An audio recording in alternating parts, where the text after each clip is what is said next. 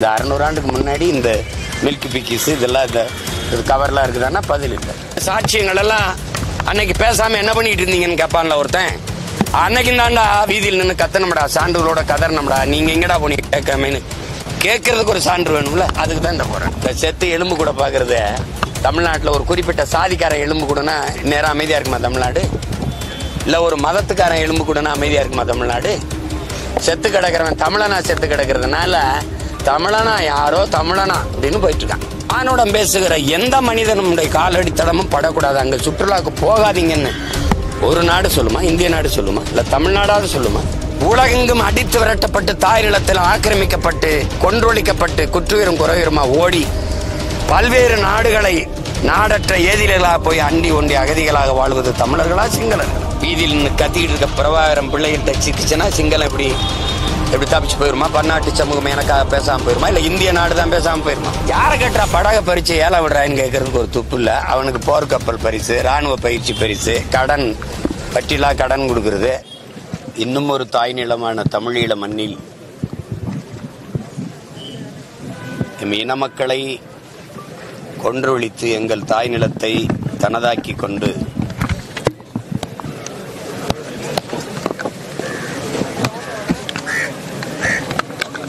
அதிகார ஆதிக்கத்தை செலுத்துகிற சிங்கள அரசு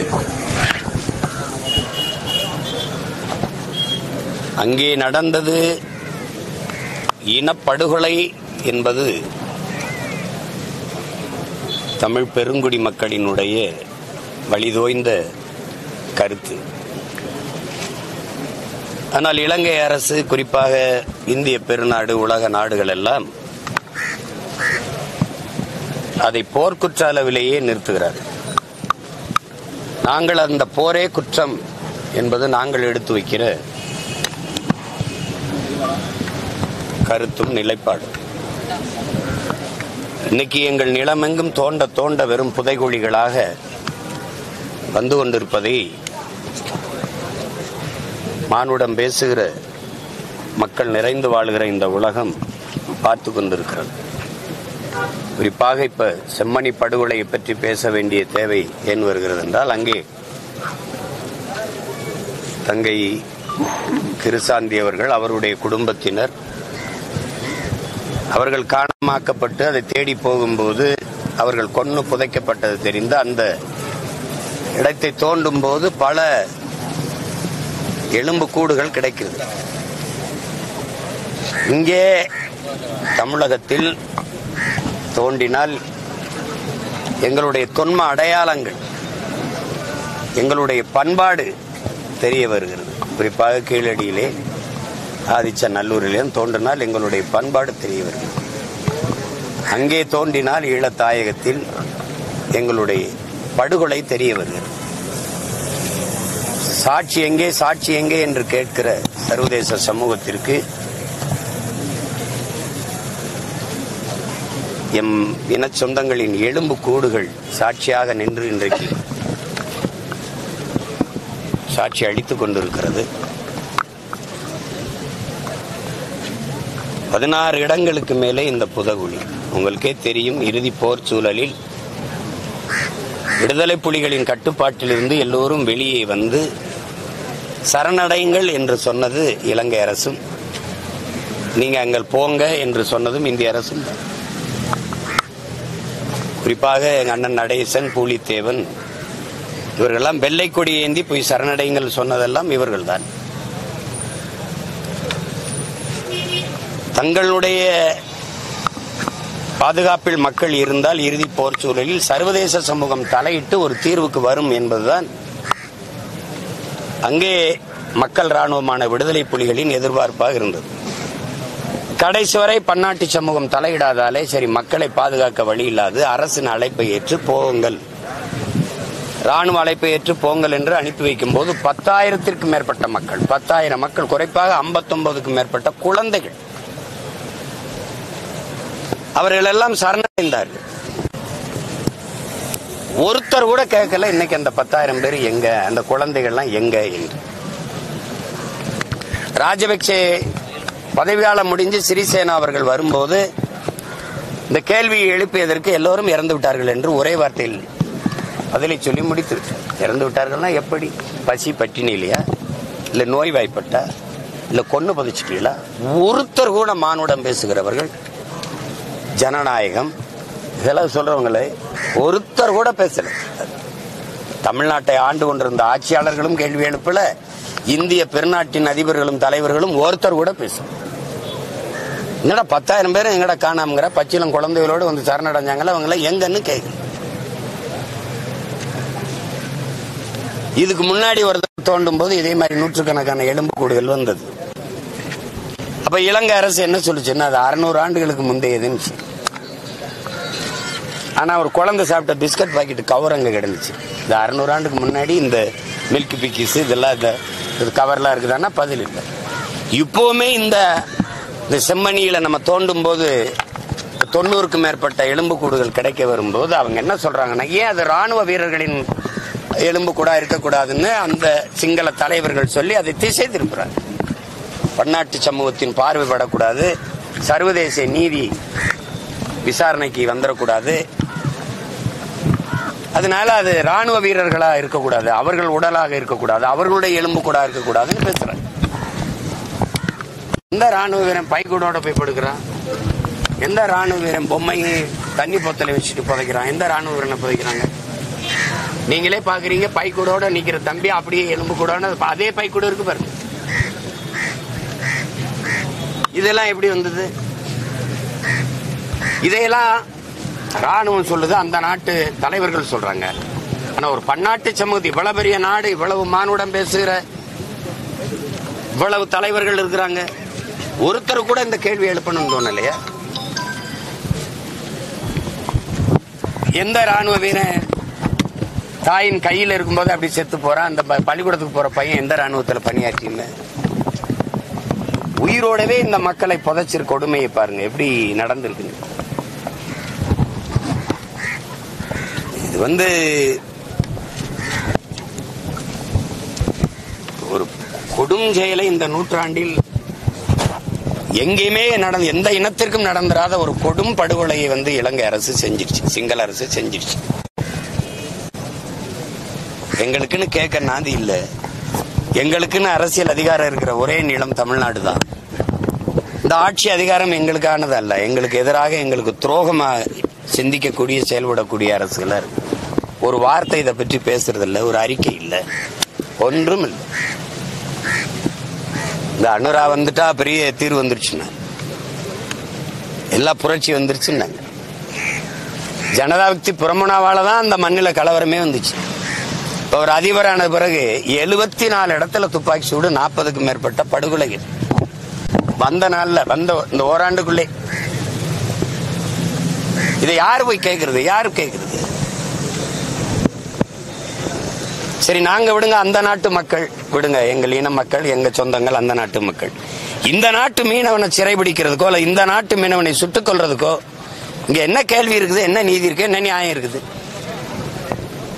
யார கேட்டா படக பரிச்சு ஏல விடுறான்னு கேட்கறதுக்கு ஒரு துப்பு இல்ல. அவனுக்கு போர்க்கப்பல் பரிசு, ராணுவ பயிற்சி பரிசு, கடன் பட்டியலா கடன் கொடுக்கறது, அவனுக்கு வர்த்தக ஒப்பந்தம், தொழில் ஒப்பந்தம்.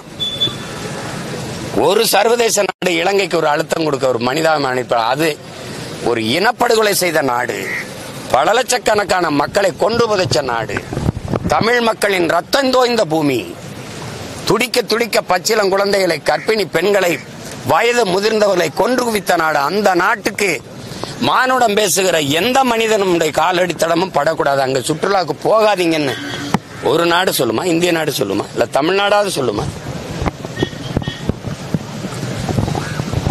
அப்ப இது எங்களுக்கு இன்னைக்கு எங்களுக்கு நாதி இல்ல, கேட்க யாரும் இல்ல. ஆனால் ஒரு நாள் உலகெங்கும் பறை வாழக்கூடிய தமிழ் சமூக மக்கள் எழுந்து ஒரு குடையின் கீழே வலிமையான அரசியலாக நாங்கள் நிமிர்வோம். அன்னைக்கு இந்த சாட்சியங்கள் எல்லாம் அன்னைக்கு பேசாம என்ன பண்ணிட்டு இருந்தீங்கன்னு கேட்பான்ல ஒருத்தன். அன்னைக்கு தாண்டா வீதியில் நின்று கத்தனம்டா, சான்றுகளோட கதறணும்டா, நீங்க எங்கடா போனீங்க கேட்காமன்னு கேட்கறதுக்கு ஒரு சான்று வேணும்ல. அதுக்கு தான் இந்த போராட்டம்,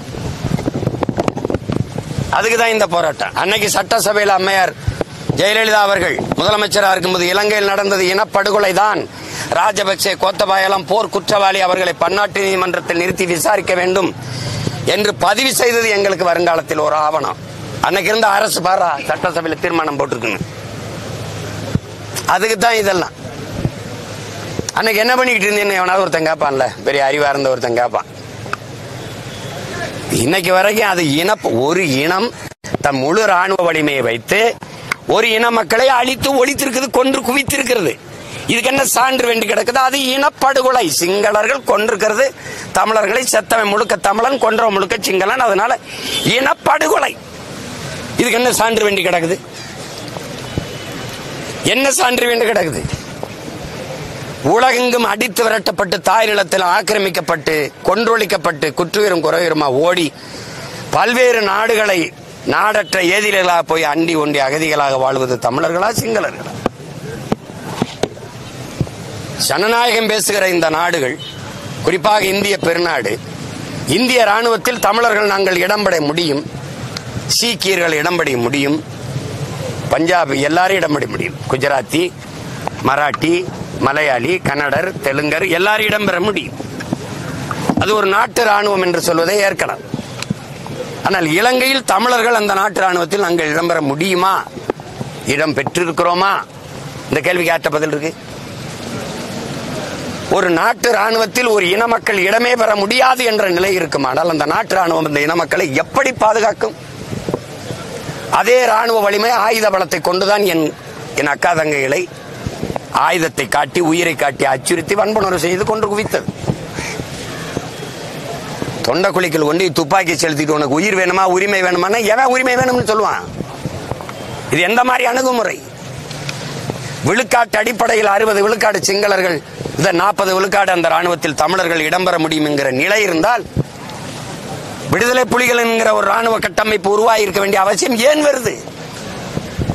அப்ப எந்த ராணுவத்தை வைத்து அழித்து ஒழிக்கிறான என் இன மக்களை, அதே ஆயுதத்தை எடுத்து என் இன மக்களை பாதுகாப்பதை தவிர வழி இல்லை என்ற நிலைக்கு தள்ளப்பட்ட பிறகுதான் எங்கள் தலைவன் ஆயுதம் எடுத்தான். எங்கள் தலைவன் ஆயுதம் எடுத்தது பயங்கரவாதம் என்றால் அந்த ஆயுதத்தை பிரசவித்தது சிங்கள அரச பயங்கரவாத தாய் என்பதை அறிவார்ந்த மக்கள் ஏன் அறியல? ஏன் அதை பேச தயங்குறீங்க?